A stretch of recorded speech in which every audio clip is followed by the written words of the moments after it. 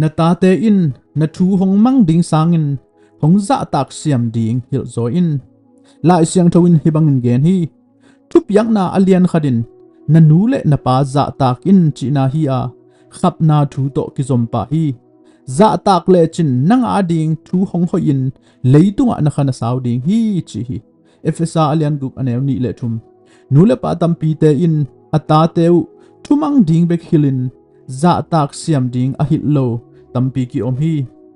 insunga thumang ding bek akihil tate thuak na pol khat en ni khatna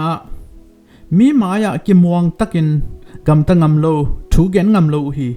amao ngai sunna hoite zong gen khe ngam lo hi zum le lawin om denu hi mi khat peu peu to aki ho chiangin ki muan na anei dingu hil ni na alom te asangka pi te laka ta zo lo u hi mi to nuam takin kilom ta thailo lom tom nein nuam sama ma thailo in amau kyain omu hi toy changin mi tuam to aki khol thei ding in hil ni thumna a mi chi bang nial ngam lo hi sanga sia te chi a hoi lo a thei na ngonu dong ki ngam lo nial ngam lo hi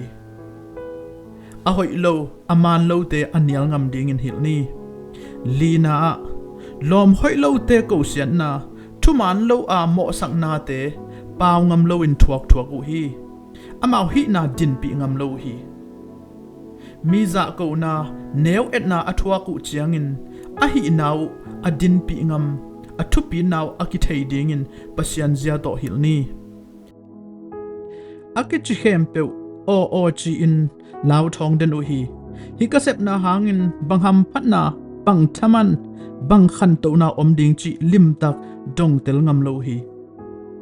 na khem pe o chilowin atel lo teu dong ki ngamin akal swan na ding u a thei tel ding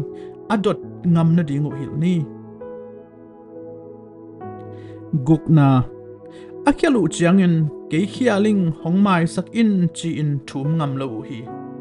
hialing hongmai sak in a chi thei ding in hil ni Naupangte ZAHTAK siam ding na hille nule pa te hongmai zum sak ngei lo ding u hi ZAHTAK chi pen nagen te za amang gai lo hangin hong thupi bol siam ding u hi ZAHTAK chi pen nang dai bang bekin agam tat lo hangin thu hong dong tang hong phok ma sa tang ding u hi ZAHTAK zia a thei Naupangte in nule pa te lungnop ding thupi saku hi nule pa te he luat na ding gam ta lo u hi a thupi khat peu a nule pa te ngai sut zia thei nuam ma sa u hi nule pa te thugen khem peu man asake yu zongin